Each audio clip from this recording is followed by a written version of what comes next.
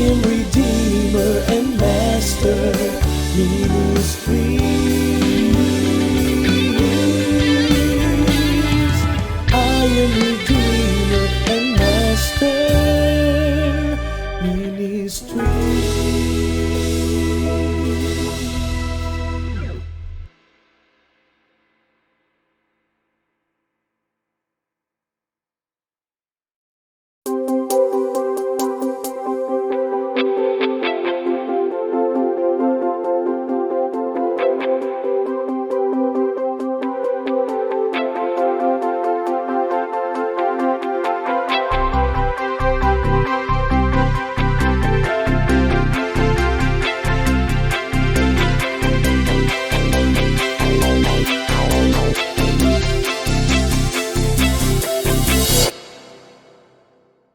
Last week, pinag-usapan natin ang homecoming, parable of the lost son.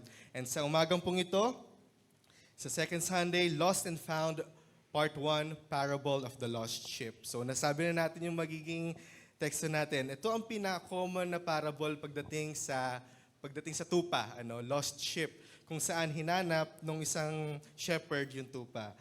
And nabanggit ko kanina na marahil lahat tayo naka-experience ng maligaw sa mga daan. At of course, lahat tayo dito, walang exempted, naka-experience na rin maligaw sa ating buhay, na tipong parang okay naman yung ginagawa natin sa work, okay naman yung ginagawa natin sa pag-aaral natin, pero parang may kulang. Parang merong peace na hindi natin makita sa ating buhay, na parang alam natin yung patutunguhan natin sa ating buhay. Okay tayo sa trabaho natin, okay tayo sa family natin, pero parang hindi talaga natin alam yung patutunguhan natin, ligaw tayo. Pero ngayon mga kapatid, ngayong umaga, regardless of how lost you are, God's grace will find you. Sabihin nyo nga sa katabi niyo yan, regardless of how lost you are, God's grace will find you. Yan. God's grace will find you, mga kapatid. At tayo po'y tumayo para po sa pagbasa ng salita ng Diyos. Sabi dito sa Luke 15:1-7, first slide dito po muna sa aking kanan, and second slide dito po sa aking left, and then sa third slide, sabay-sabay po tayong lahat. 1, 2, 3, go!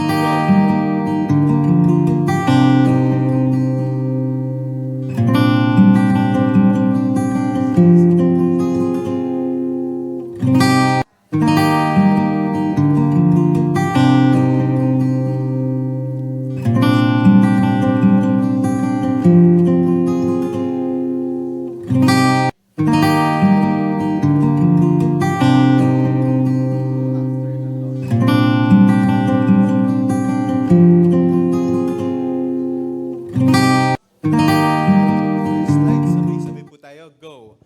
Then he calls his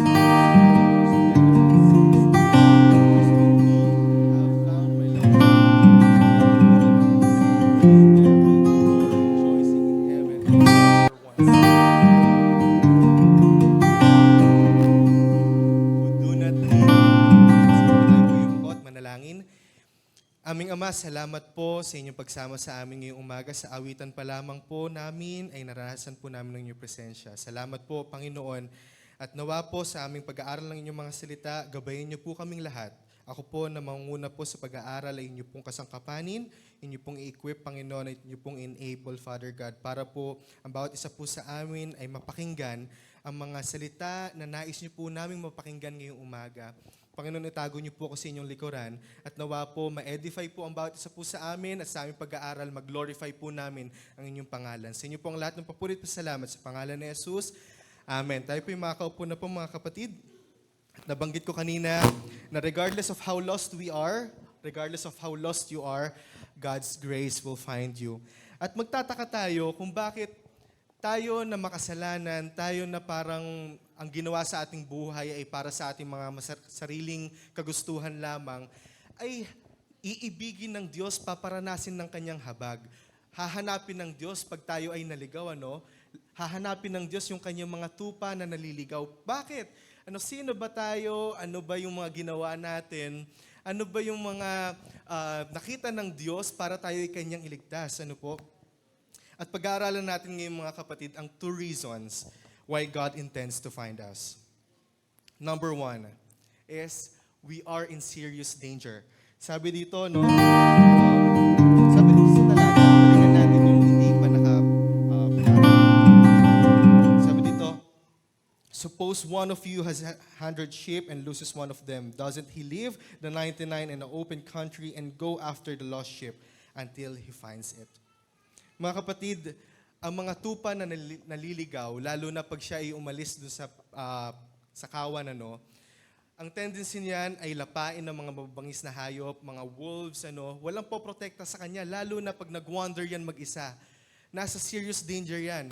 Pero ang nakakapagtaka, ngunit hindi naman nakakapagtaka pala. Ang realidad, yung ship na yun, hindi niya alam na nasa serious danger siya. Hindi niya alam na nasa serious danger siya. Siya ay tatakbo, mamaya baka lakpain na siya ng wolf. Hindi niya alam na pwedeng ganun ang mangyari. Pwedeng tumatakbo yan mag-isa, kumakain ng dumo-dumo, happy-happy, hindi niya alam na nasa serious danger siya. Ngunit alam ng pastol na maaaring mapahamak yung tupa na yon pag hindi yun nahanap. Pwedeng patayin ng mga mababangis na hayop, kainin siya ng mga mababangis na hayop. And sa ating buhay, mga kapatid, pwedeng tayo, pag tayo ay ligaw, wala tayo sa piling ng ating Panginoon. Hindi natin alam na nasa danger tayo eh. Pero ang ginagawa pa natin, nag-i-enjoy tayo, enjoy na enjoy natin yung mga bagay na ginagawa natin sa mundo na ito. Parang pagka nag-start ka na mag-take ng drugs, una, happy-happy ka pa niyan, enjoy mo, hindi mo alam yung patutunguhan na pag-destroy nun sa buhay mo. Pwedeng magkaroon din tayo sa mga kabataan. May relationship, high school pa lang, nakipagrelasyon na agad. Hindi alam ng kabataan na yung danger na pwedeng maranasan niya dahil sa pagpasok niya sa maagang relasyon. Ngunit alam ng Diyos, alam ng ating pastol na tayo ay nasa danger. Na tayo ay nasa danger. Na maaring tayo ay mapahamak, tayo ay ma-destroy ng mundong ito. Tayo ay ma-destroy ng kaaway. Kaya ang ginawa niya, mga kapatid, ginawa ng Diyos, tayo ay kanyang hinanap. Tayo ay kanyang hinanap para ibalik sa kanyang kawan, para ibalik sa kanyang tahanan. At kanyang ginawa dito, and when He finds it, He joyfully puts it on His shoulders and goes home. Makikita natin dito, mga kapatid, we cannot save ourselves. Tayo ay nasa serious danger. Ang kakahantungan ng isang taong walang pananampalataya sa ating Panginoon ay impyerno. Tama ba? Naniniwala ba tayo dyan? Ang isang taong namumuhay sa mundo ay sisirain lang ng mundo. Hindi mangangako ang mundo ng buhay na walang hanggan. Hindi mangangako ang mundo ng isang kagalakan na hindi natatapos.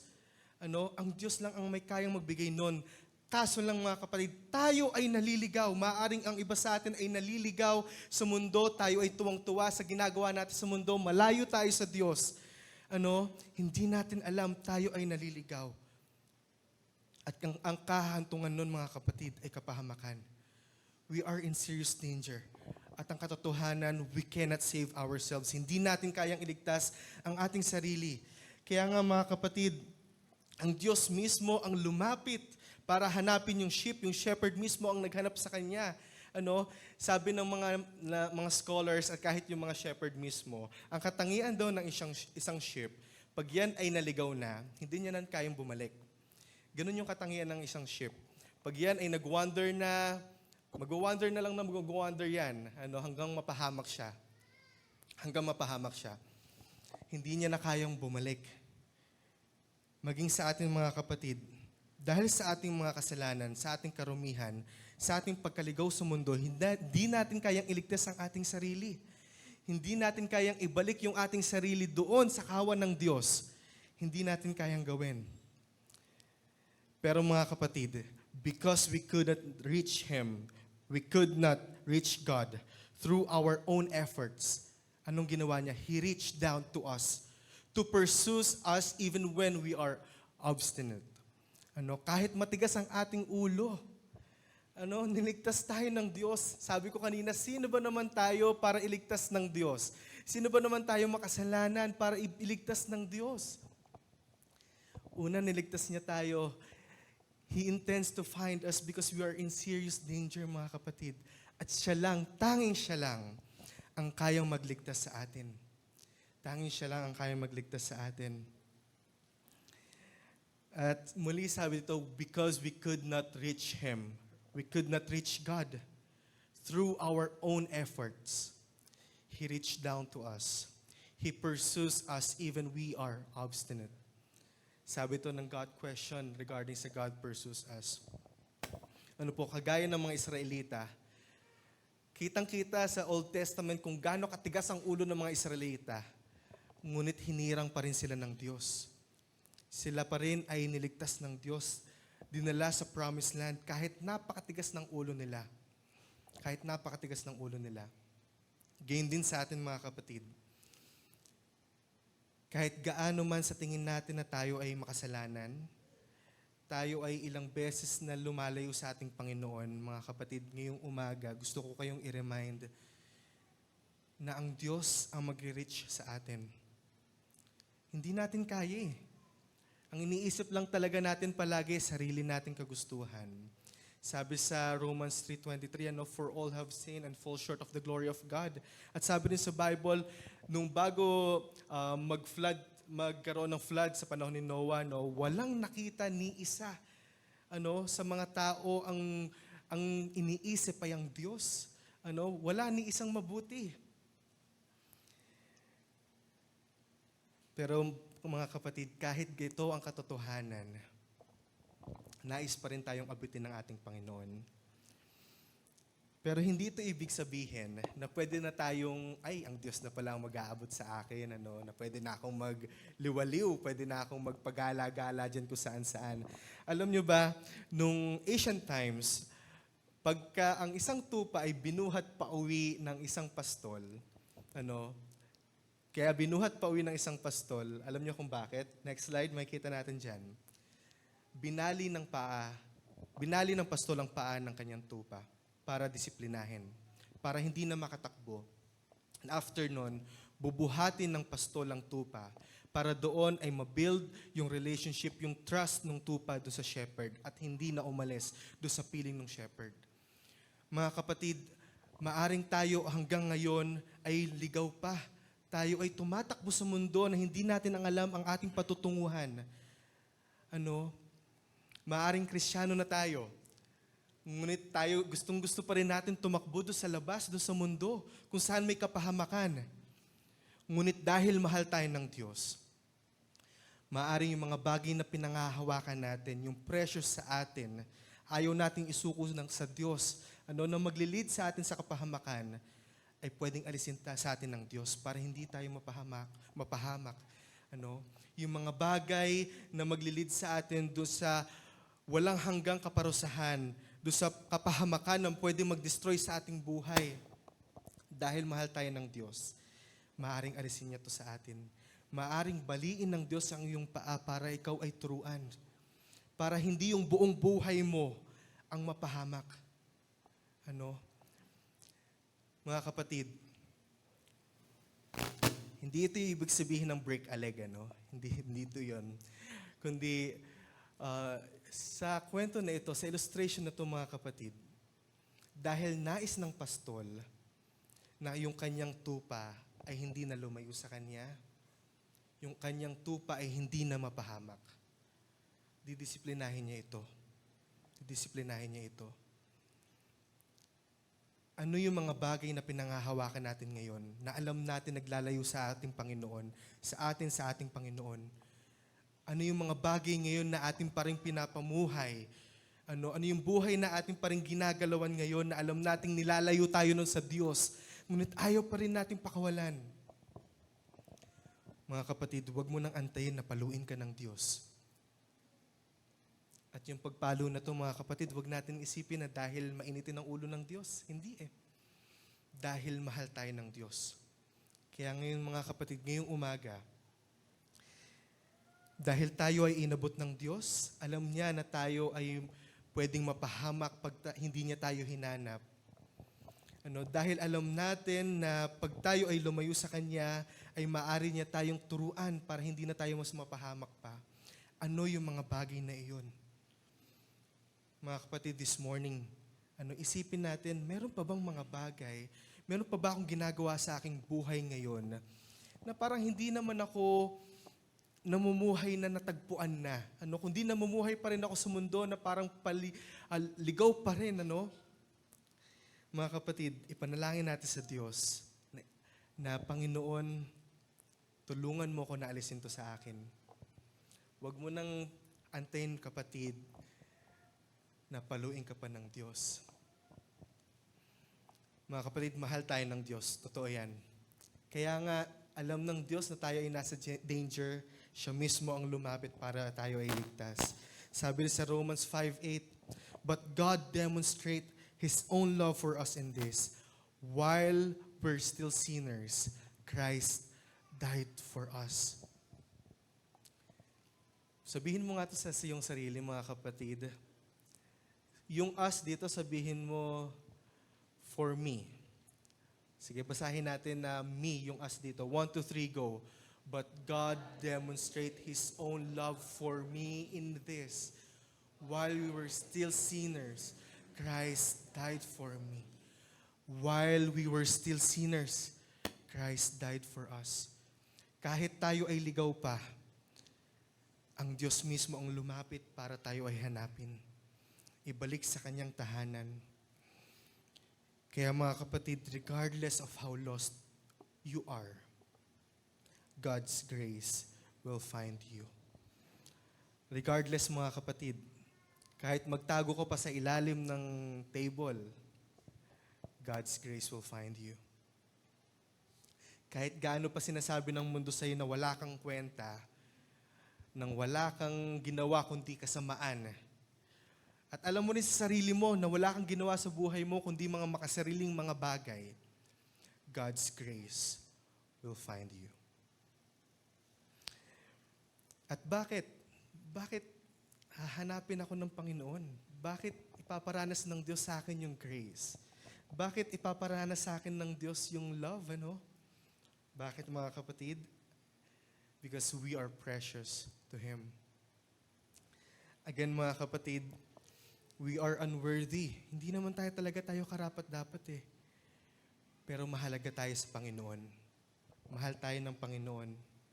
Sabi dito, "Then He calls His friends and neighbors together and says, 'Rejoice with me, I have found my lost sheep.'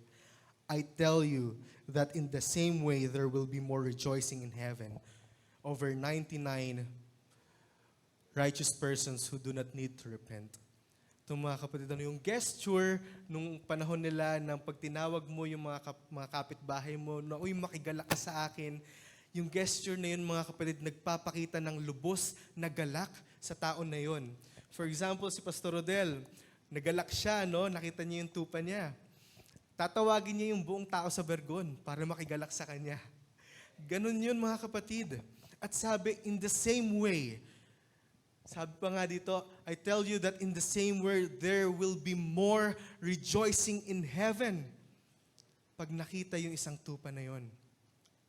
At mga kapatid, this morning, kung ngayon mo lang napakinggan ang salita ng Diyos, na mahal ka ng Diyos at namatay si Kristo para sa'yo, at naniniwala ka doon, mga kapatid, may rejoicing sa heaven.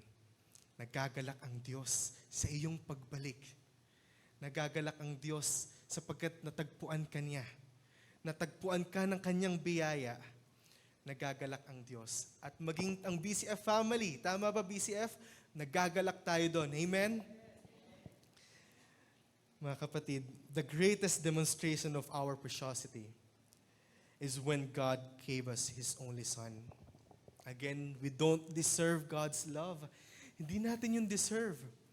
Pero pinakita pa rin, dinemonstrate pa rin ng Diyos ang ating pagiging mahalaga nung binigay niya ang kanyang bugtong na anak upang tayo ay iligtas. Sabi sa John 3:16, "For God so loved the world that He gave His only begotten Son, that whoever believes in Him should not perish but have eternal life.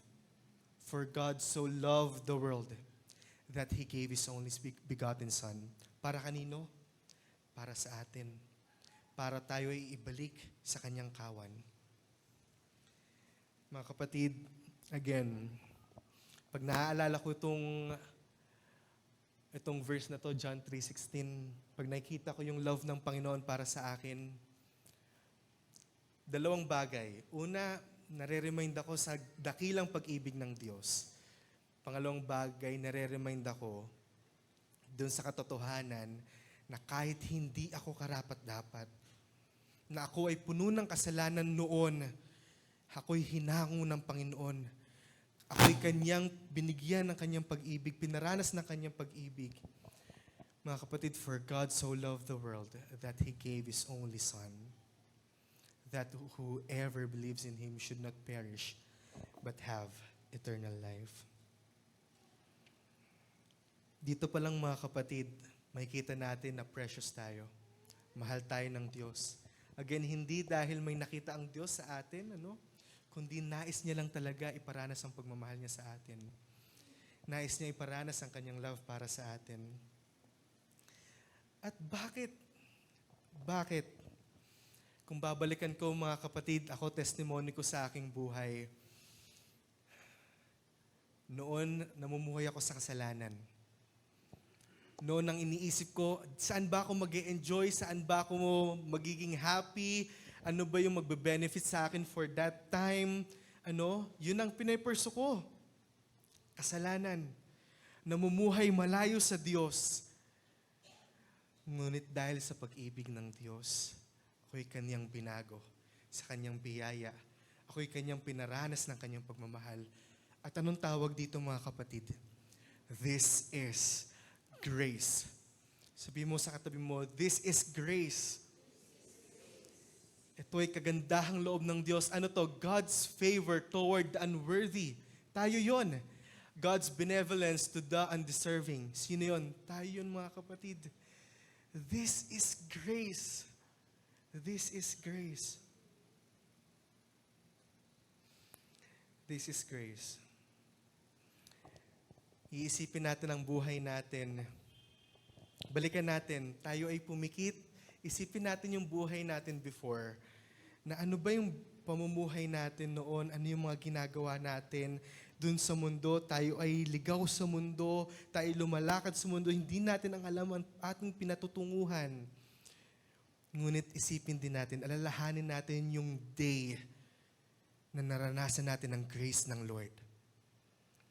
Na simula nung time na yon, ay alam mo na yung iyong pinatutunguhan. Na mula sa day na yon, naranasan mo yung grace ng Lord. Mga kapatid, ang grace, ibinibigay sa mga unworthy. Tayo yun eh. Wala naman tayong ginawa para makuha tong grace na to. Walang nakita ang Diyos ni isa sa inyo, ni isa sa akin, na deserve mo yan, deserve mo yung grace na yan. Kundi dahil lamang sa ginawa ni Kristo. Doon sa krus, mga kapatid. Dahil sa ginawa ni Kristo doon sa krus, naranasan natin ang grace. Hindi tayo karapat-dapat. Hindi na dapat hanapin ng Diyos yung isang tupa na yun eh. Yung tupa na yun ang mismo na lumayo sa Diyos. Hindi tayo karapat-dapat hanapin ng Diyos. Ngunit dahil sa habag niya, dahil sa pag-ibig niya sa atin, tayo kanyang hinanap pa rin, mga kapatid. Tayo kanyang hinarap pa rin. At sabi dito sa 2 Timothy 1:9, who has saved us, Christ, who has saved us and called us with a holy calling, not according to our works, but according to His own purpose and grace, which has granted to us in Christ Jesus from all eternity. Bakit natin naranasan yung grace na yon? Dahil kay Christ Jesus. Dahil kay Kristo, mga kapatid. Itong verse na to, ma-remind din tayo na tayo ay niligtas. Tayo ay tinawag with the holy calling. Tayo ay niligtas ng Diyos, hindi para maging ticket natin yon para mamuhay sa kasalanan. Tayo ay niligtas ng Diyos. Tayo ay kanyang tinawag. With what? A holy calling. Banal na pagkatawag. Kaya mga kapatid, nung naranasan natin ang biyaya ng Diyos, ang grace ng Diyos, ang dapat din natin gawin sa ating buhay, ang dapat din natin maging respond ay mamuhay ayon sa kanyang kalooban. Paano yon? Mamuhay ng banal at karapat-dapat sa Kanya. Mga kapatid, ang nakakalungkot, tayong minsan nang nakaranas ng biyaya na ito, inaabuso natin. Inaabuso natin. Papatawarin naman ako ng Diyos. Okay nang gumawa ng kasalanan. Papatawarin naman ako ng Diyos. Okay na magpatuloy ako sa ganitong klaseng trabaho, Papatawarin naman ako ng Diyos. May biyaya naman ng Diyos. Okay lang na magpatuloy ako doon sa maling relasyon na to. Papatawarin naman ako ng Diyos. Okay lang na mabuhay ako na may bisyo. Papatawarin naman ako ng Diyos. Okay lang kahit hindi ako magsimba. Pero hindi iyon ang grace, mga kapatid. Hindi iyon ang grace na tinatawag. Hindi tayo niligtas ng Diyos para mamuhay ulit sa ganun. Niligtas tayo ng Diyos sapagkat meron tayong banal na pagkatawag. Meron tayong banal na pagkatawag. Mga kapatid, again, regardless of how lost you are, God's grace will find you. Kung ano man yung ginawa mo kahapon na kasalanan, kaninang umaga bago ka pumunta dito, kung buong puso mong isosurrender yan sa Panginoon, ihihingi mo ng tawad, mga kapatid. Papatawarin naman tayo ng Panginoon. Papatawarin tayo ng Panginoon. At mga kapatid, sa ngayon pa lang nakaparinig ng gospel, ng salita ng Diyos, regardless kung ano yung mga nagawa natin before, regardless, God's grace will find you. God's grace will find you. At isa sa mga greatest example nito ay si John Newton. Sino si John Newton? Si John Newton ay isang slave trader. Sa ngayon ay parang human trafficker. Nag-human trafficking siya. At para sa atin, pag ang isang tao ay nag-human trafficking, napakasamang gawain nun, tama ba? Walang magiging proud dito na ako ay isang human trafficker. Wala naman, di ba? Napakapangit ng bagay na ito. Sapagkat maraming mga tao ang nakasalalay dahil sa ginagawa nila. Sila nung panahon na ang mga kapatid natin na mga South African, mga African na mga black, ay mga tinitrade. Alam natin yung story na yon. Dati sila ay ginagawang slave, binibenta sila, na parang gamit. Ganun lang halaga nila. Minsan, ilang dollar lang ang katumbas na isang tao. Ganun katindi, ganun kasama ang trabaho na ito. Ngunit mga kapatid, dahil natagpuan ng grace ng Lord si John Newton, nabago ang kanyang buhay. Yung masama niyang ginagawa, pinatawad ng Diyos at nagkaroon siya ng bagong buhay. Nag-lead sa kanya na mag-ministry, magsulat ng mga kanta at papuri para sa ating Panginoon. At isa sa mga greatest song hits ni John Newton ay ito, Amazing Grace. Sabi sa Amazing Grace, how sweet the sound. Pag iniisip natin yung grace ng Lord, napakatamis pakinggan. Napakasarap pakinggan yung amazing grace ng Lord para sa atin. Bakit? That save a wretch, a sinner like me. I once was lost, but now I'm found. Was blind, but now I see. Mga kapatid, ngayong umaga ba, feeling lost? Parang namumuhay pa rin ba tayo sa mundo na to? Parang hindi natin alam yung patutunguhan natin. Mga kapatid, ang nakakatuwang balita,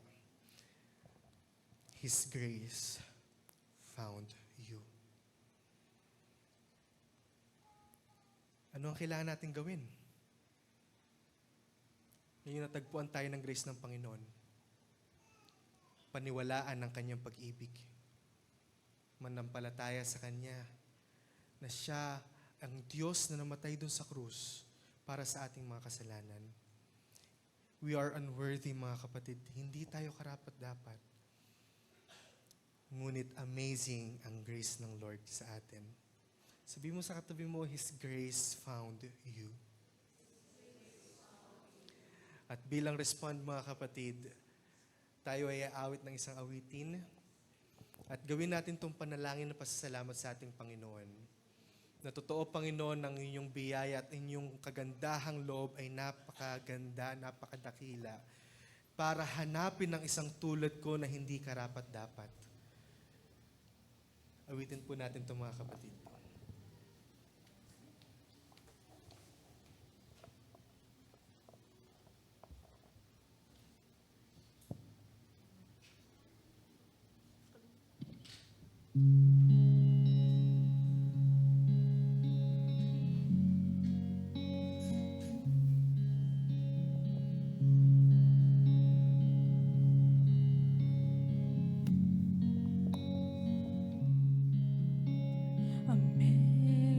Amazing grace, how sweet the sound that saved a wretch like me. I once was lost, but now I am found. Was blind, but now I see. 'Twas grace that taught my heart to fear, and grace my fears relieve. How precious did that grace appear the hour I first believed. My chains are gone, I've been set free. My God, my Savior has ransomed me, and like a flood, His mercy reigns, unending love, amazing grace.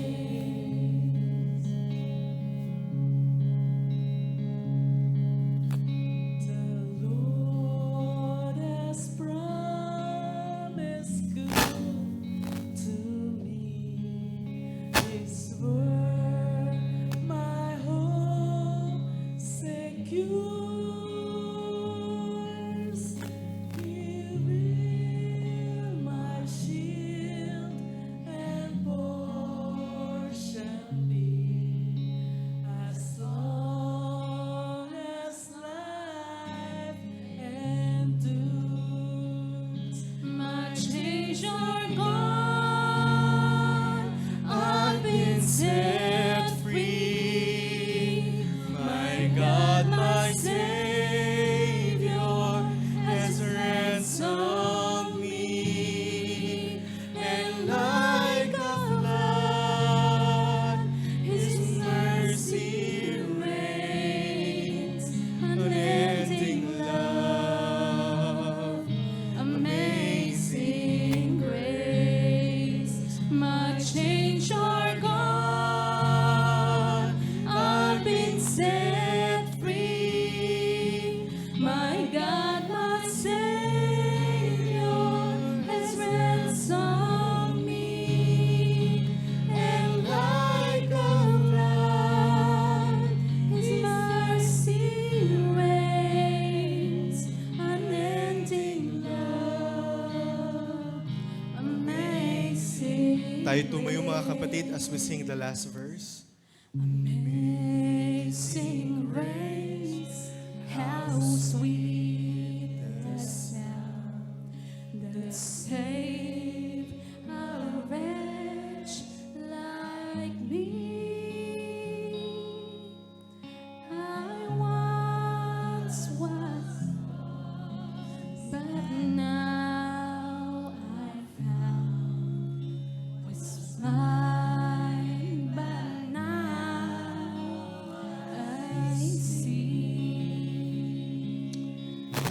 Manalangin, aming Ama, salamat sa inyong habag. Salamat sa inyong kagandahang loob sa amin, Panginoon, na hindi kami karapat-dapat, Panginoon, sa pag-ibig mo, ngunit inibig niyo pa rin kami. Panginoon, salamat po dahil hindi na kami ligaw sapagkat kami po inyong natagpuan. Inyo po kaming pinaranas ng inyong habag, ng inyong biyaya, ng inyong kagandahang loob, Panginoon. At tunay nga, Panginoon, ang inyong grace ay amazing, Panginoon. Hindi namin ma-explain kung paano nyo kami paparanasin niyon na ang iniisip lang namin ay aming sarili, Panginoon. Na hindi kami karapat doon, Panginoon, hindi kami karapat dapat, ngunit kami po inyong pinaranas ng inyong grace, Panginoon. Salamat, Panginoon, sa inyong grace, sapagkat alam po namin na sa pamagitan ng inyong biyaya at habag, ang aming buhay din, Panginoon, ay mababago na. Kami po ay mamumuhay ayon sa inyong layunin. Kami po ay mamumuhay na may kabanalan dahil lang po sa grace, Panginoon. Salamat po dahil inyo po kaming pinaranas ng inyong grace. Panginoon, ngayong umaga, everyday sa aming buhay, tulungan niyo po kami na palagi pong ma-remind kung gaano po ka-amazing ang inyong grace, Panginoon, na ang grace na nagligtas sa makasalanan tulad po namin, Panginoon. Salamat, Panginoon, sa inyong biyaya at habag. Salamat, Panginoon, sa inyong kagandahang loob. Salamat, Panginoon, sa inyong pag-ibig sa amin, Panginoon. Father God, kami po inyong natagpuan. Tulungan niyo rin po kami na mula ngayon, mamuhay kami ayon sa inyong layunin. Tulungan niyo po kami, Panginoon, na mamuhay para sa inyo. Salamat, Panginoon, sa inyong biyaya, sa inyong grasya, Panginoon, para sa amin. Sa inyong lahat ng papurit pasalamat sa pangalan ni Jesus. Amen at amen.